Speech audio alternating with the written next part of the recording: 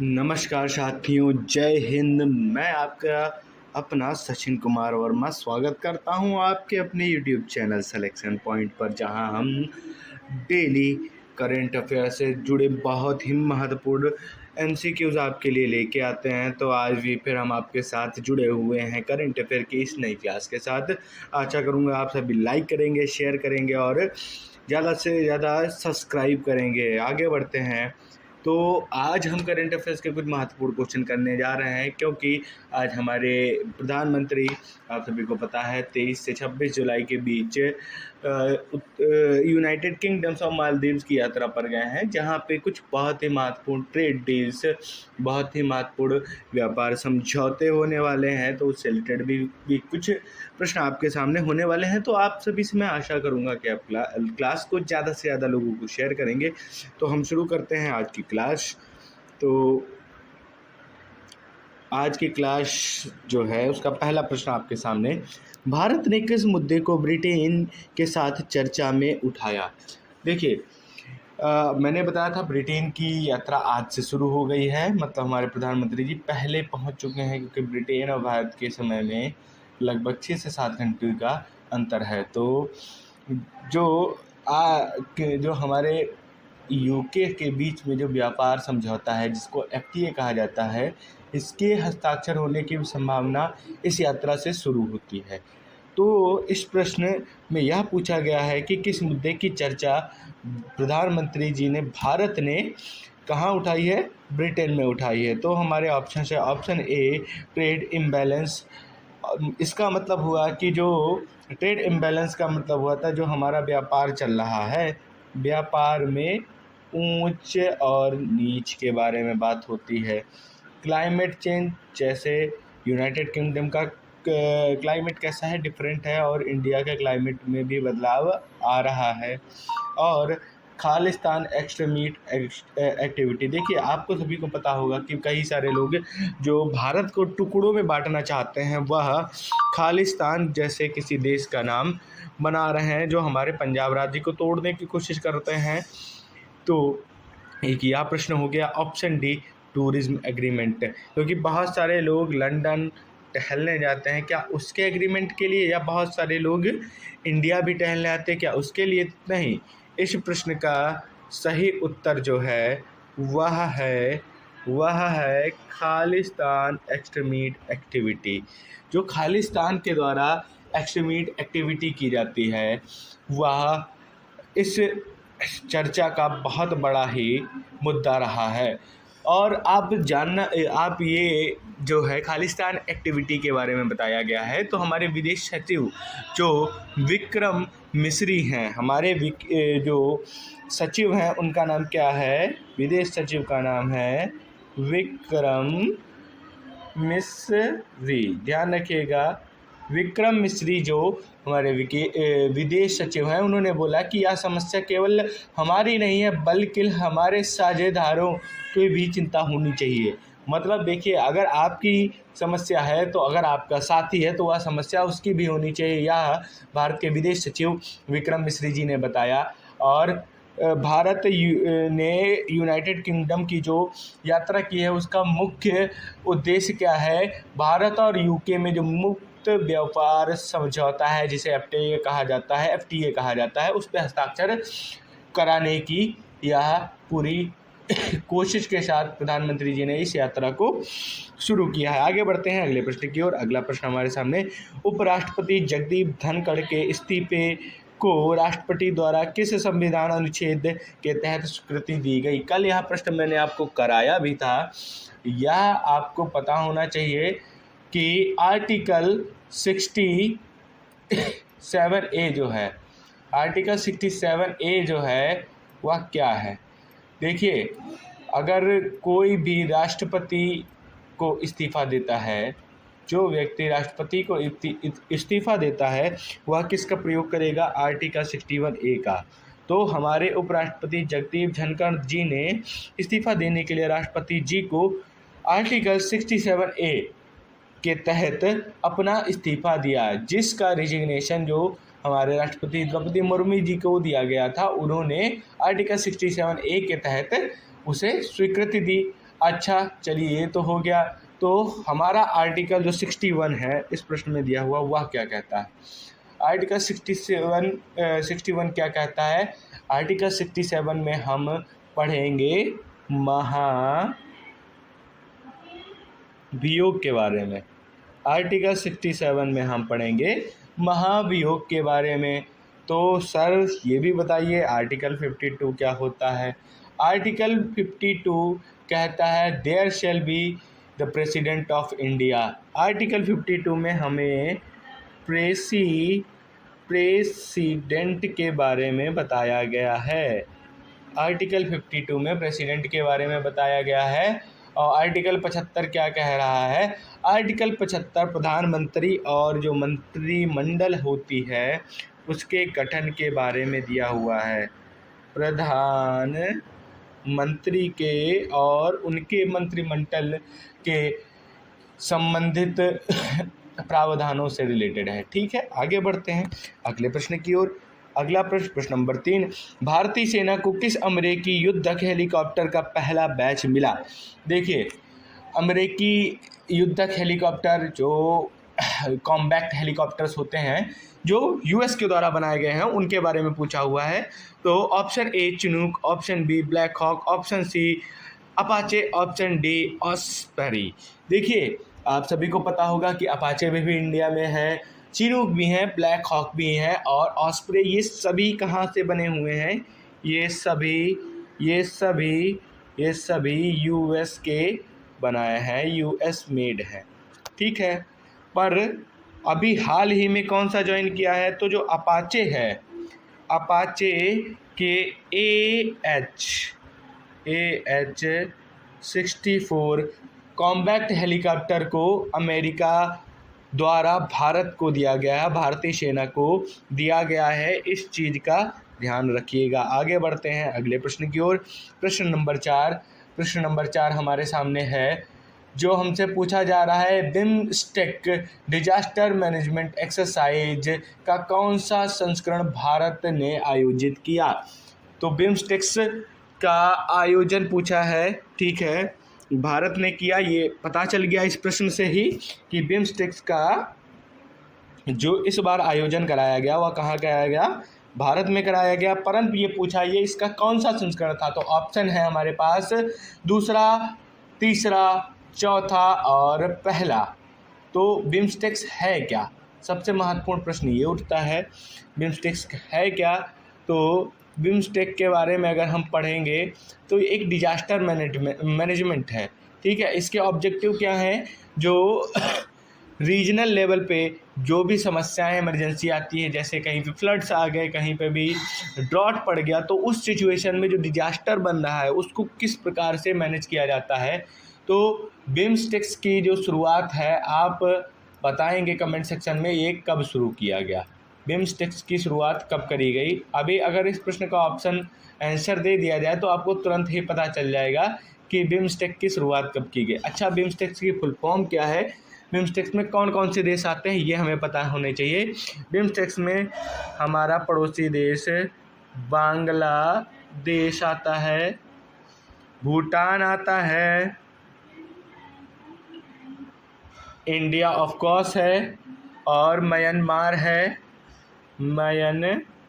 है और नेपाल है और साथ ही साथ में श्रीलंका और थाईलैंड भी।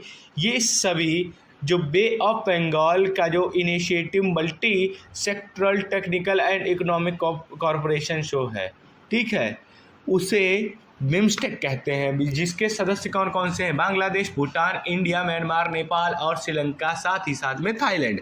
ठीक है, बिम्स्टेक की फुल फॉर्म क्या है? Bay of Bengal initiative for multi sectoral technical and economical corporation. सभी लोग ध्यान रखेंगे, मैं कमेंट सेक्शन में डाल दूंगा कि बिम्स्टेक की फुल फॉर्म क्या है। बिम्स्टेक की फुल फॉर्म है bay of Bengal initiative for multi sectoral technical and economic corporation. आप ये समझ गए होंगे कि जो बंगाल की खाड़ी के आसपास के जितने भी देश हैं उन सबका एक कॉरपोरेशन है जो वहाँ के टेक्निकल और इकोनॉमिक मतलब जितना भी ट्रेड होता है बे ऑफ बंगाल से उसका एक कॉरपोरेशन बना हुआ है जिसे बिम्स्टेक कहते हैं। ठीक है, तो बिम्स्टेक जो है, ठीक है, बिम्स्टेक का जो चौथा आयोजन बिम्स्टेक का कराया गया वह कहाँ कराया गया? हमारे भारत में कराया गया। बिम्स्टेक का चौथा संस्करण कहाँ आयोजित कराया? चलिए आगे बढ़ते हैं अगले प्रश्न की ओर। अगला प्रश्न, शशिधर जगदीशन किस बैंक से जुड़े हैं और उन्हें 2024-25 की सबसे अधिक भुगतान पाने वाली बैंक अधिकारी घोषित किया गया? ठीक है, तो जो शशिधर जगदीशन है इनसे पूछा गया है या किस बैंक में है और इनको सबसे अधिक बैंक के द्वारा सैलरी या भुगतान दिए जाने वाले एक अधिकारी के रूप में घोषित किया गया। तो ऑप्शन है हमारे, option A ICIC bank, option B Axis bank, option C HDFC bank, option D SBI bank. तो इस प्रश्न का सही उत्तर क्या होगा? सबसे पहले जो शशिधर जगदीशन हैं उनके बारे में हमें पता होना चाहिए। तो यह 2024-25 में सबसे अधिक पैसा पाने वाले अधिकारी थे। ठीक है, किस बैंक के अधिकारी थे ये हमें बताना है। तो इस प्रश्न का सही उत्तर है जो हमारी एचडीएफसी बैंक है, इसके यह अधिकारी हैं। ठीक है, अच्छा, एचडीएफसी बैंक जो है इसके बारे में अगर हम पता करें तो यह क्या है? एचडीएफसी बैंक क्या है ये आप किसी को पता है? एचडीएफसी बैंक की इस्टेब्लिशमेंट कब हुई? तो भैया एचडीएफसी बैंक जो है वह 1977 में इसको इस्टेब्लिश किया गया था। 1977 में इसको इस्टेब्लिश किया गया था। इसके जो फाउंडर हैं, ठीक है, वो हैं श्री एच टी प्रकेश। ठीक है, एच टी प्रकेश इनके फाउंडर और चेयरमैन हैं। ठीक है, आगे बढ़ते हैं और एचडीएफसी बैंक के जो सीईओ हैं वह हैं शशिधर जगदीशन, जिनको हाईएस्ट पेड सैलरी दी गई है। ध्यान रखेंगे। आगे बढ़ते हैं अगले प्रश्न की ओर। प्रश्न नंबर 6, ठीक है, अदिति चौहान जिन्होंने हाल ही में संन्यास लिया है किस खेल से संबंधित है? प्रश्न पूछ रहा है अदिति चौहान हाल ही में जिन्होंने संन्यास लिया हुआ किस खेल से संबंधित है? तो हमारे ऑप्शंस हैं बैडमिंटन, फुटबॉल और हॉकी और टेनिस। तो जो अदिति चौहान है वह एक भारतीय फुटबॉलर है। अदिति चौहान एक क्या है? भारतीय फुटबॉलर हैं और साथ ही में ये एक गोलकीपर है। क्या है? एक गोलकीपर हैं। ठीक है, इन्होंने भारतीय टीम को नेशनल लेवल पे भी इन्होंने रिप्रेजेंट करा है। शायद बहुत सारे लोग अदिति चौहान जी के बारे में नहीं जानते हों। ठीक है, आगे बढ़ते हैं अगले प्रश्न की ओर। प्रश्न नंबर 7 हमसे क्या कह रहा है? हाल ही में किस देश को WHO विश्व स्वास्थ्य संगठन ने ट्रैकोमा मुक्त घोषित किया है? देखिए, तो सबसे पहली बात ये है कि WHO की फुल फॉर्म हम सभी को पता होनी चाहिए। तो WHO की फुल फॉर्म इसी प्रश्न में दी हुई है। क्या है? विश्व स्वास्थ्य संगठन। ठीक है, विश्व स्वास्थ्य संगठन। ठीक है, ट्रैकोमा। ठीक है, ट्रैकोमा भारत ट्रैकोमा मुक्त है, यह विश्व स्वास्थ्य संगठन ने पहले ही बता दिया था। और दक्षिण पूर्व एशिया का ये तीसरा देश बना है जो ट्रैकोमा मुक्त है। ठीक है, और ट्रैकोमा किसका रोग है ये ध्यान में होना चाहिए। देखिए, जो हमारी आँखें हैं, जो नेत्र रोग है, उसमें एक क्लैमाइडिया टैक्सोमिट जीवाणु होता है, एक बैक्टीरिया है जिसका नाम है क्लैमिडिया टैकोमैटस नाम का एक वायरस है, जिससे क्या होता है? एक आई फ्लू होता है, आँख से रिलेटेड एक बीमारी है। इसको हाल ही में किस देश ने इससे मुक्ति प्राप्त की है? तो उस देश का नाम है सेनेगल। भारत पहले ही इससे मुक्ति पा चुका है और भारत ऐसा करने वाला दक्षिणी एशिया का तीसरा देश है। WHO के बारे में पता होना चाहिए। इसका हेडक्वार्टर्स कहाँ है? इसका हेडक्वार्टर्स है जेनेवा में। जेनेवा कहाँ है? स्विट्जरलैंड में WHO का हेडक्वार्टर्स है। इसकी स्थापना कब हुई थी? 7 अप्रैल 1948 को यूएन के द्वारा, यूनाइटेड स्टेट्स के द्वारा 7 अप्रैल 1948 को इसकी स्थापना की गई और इसका हेडक्वार्टर्स जेनेवा स्विट्जरलैंड में है। आगे बढ़ते हैं प्रश्न नंबर 8 की ओर। सिटीज रैंक 2026 में छात्रों के लिए सबसे बेहतरीन शहर कौन सा चुना गया? भैया आप लोग भी पढ़ाई लिखाई करते हैं तो आप लोगों के लिए भी पता होना चाहिए छात्रों के लिए सबसे अच्छा शहर कौन सा है। तो क्यूएस सिटी रैंक 2026 जो अभी हाल ही में लागू की गई है, उसके अनुसार जो सियोल शहर है, वह सबसे सुरक्षित या सबसे बेहतरीन शहर है। किसके लिए? छात्रों के लिए। ठीक है, अब प्रश्न ये भी उठता है कि ये क्यूएस सिटीज़ रैंकिंग क्या है? ठीक है, तो क्यूएस सिटीज़ रैंकिंग जो है, जो सियोल है वह सबसे सेफ है। उसके बाद इससे पहले यह रैंकिंग में नंबर 1 पर कौन था? लंदन था, जो पिछले 6 साल से यह रैंक होल्ड कर रहा था। टोक्यो को इस बार दूसरा स्थान मिला है और तीसरे स्थान पर लंदन है। पहले स्थान से निकल कर वह नीचे आ गया है। सियोल कहाँ है? सियोल साउथ कोरिया में है, यह सभी लोग ध्यान रखेंगे। आगे बढ़ते हैं अगले प्रश्न की ओर। प्रश्न नंबर 9। आईआईटी मद्रास ने हाल ही में कौन सी नवीनतम तकनीक आधारित व्हील चेयर लॉन्च की है? भैया व्हील चेयर के बारे में पूछा हुआ है हमारी आईआईटी मद्रास के द्वारा। किस टेक्निक के द्वारा? अभी हाल ही में सबसे बेस्ट जो व्हील चेयर है उसे लॉन्च किया गया। तो ऑप्शन है X tracks, option B robo chair, option C YD1, option D smart wheel. तो इस प्रश्न का सही उत्तर है YD1। कहाँ से बनी गई है? आईआईटी मद्रास के द्वारा बनाई गई है। यह दुनिया की सबसे हल्की व्हील चेयर है। दुनिया की सबसे हल्की व्हील चेयर का नाम है YD1। किसने बनाया? आईआईटी मद्रास के द्वारा बनाया गया। आगे बढ़ते हैं अगले प्रश्न की ओर। प्रश्न नंबर 10। महिला कबड्डी विश्व कप 2025 की मेजबानी किस शहर में हो रही है? तो ऑप्शंस देख के आप सभी को पता चल गया होगा कि हमारे भारत में हो रही है।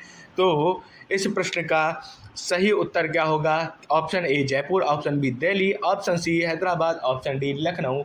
जी, तो इस प्रश्न का सही उत्तर क्या है? इस प्रश्न का सही उत्तर है जो हैदराबाद शहर है वह महिला कबड्डी विश्व कप की मेजबानी करेगा।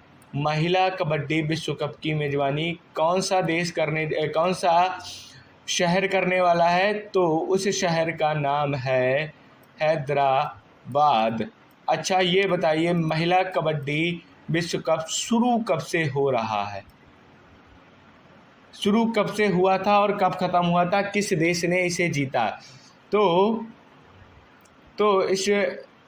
इसे दूसरी बार ये कबड्डी विश्व कप जो है यह भारत में आयोजित किया जा रहा है।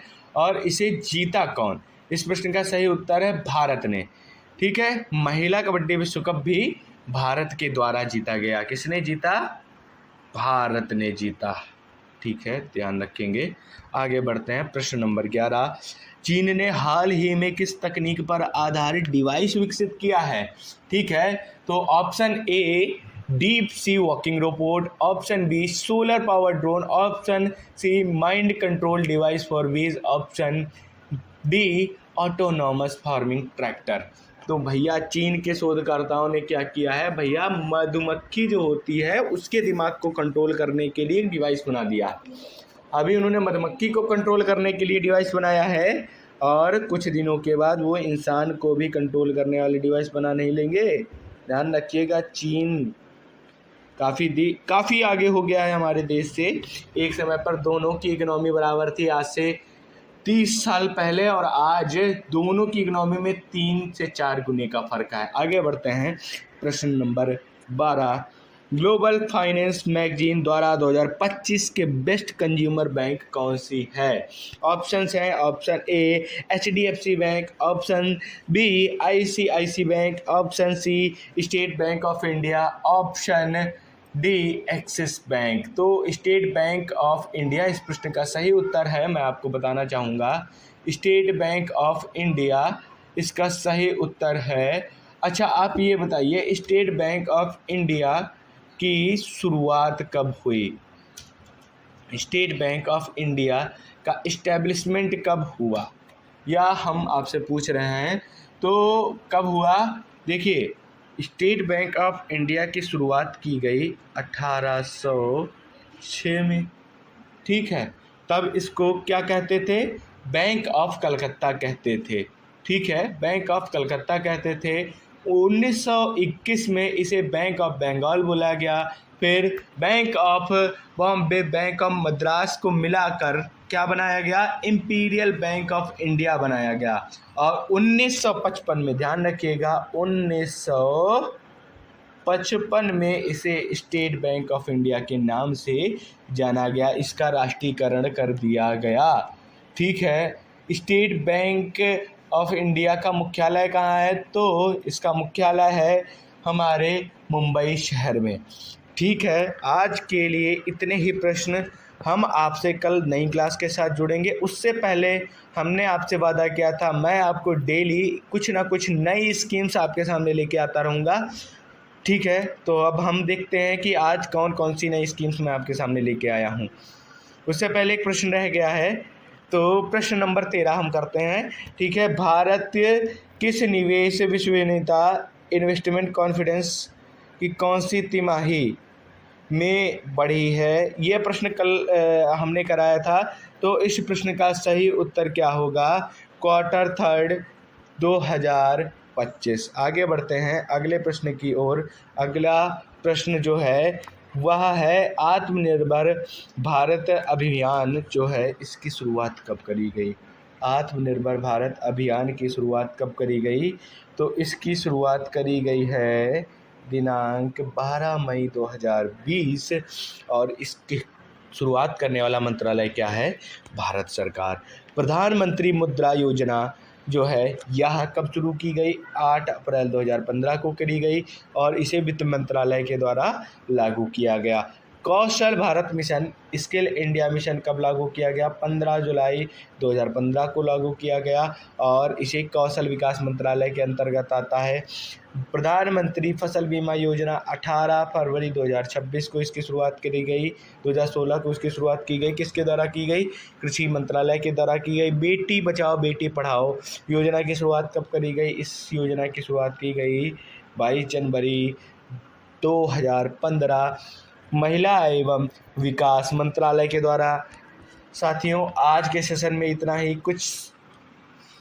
कुछ भी डाउट हो आपको रिलेटेड क्वेश्चंस में, किसी भी प्रकार का डाउट हो, आप कमेंट सेक्शन में हमसे क्वेश्चंस पूछ सकते हैं। और मैं आशा करूंगा कि आप हमारे चैनल को लाइक करेंगे, सब्सक्राइब करेंगे, शेयर करेंगे। और मैं आपसे थैंक यू बोलना चाहूँगा कि आपने हमारे चैनल को सपोर्ट किया। आज हमारे 100 सब्सक्राइबर भी पूरे हुए हैं। तो आप लाइक कीजिए, शेयर कीजिए और सब्सक्राइब कीजिए हमारे channel selection point online study for competitive exam. यहाँ पे आपको यूपी SSSC पेट, रेलवे और कई सारे एग्ज़ाम्स की तैयारी कराई जाएगी। आज के सेशन में इतना ही। कल मिलते हैं एक नई धमाकेदार करंट अफेयर की क्लास के साथ में। धन्यवाद।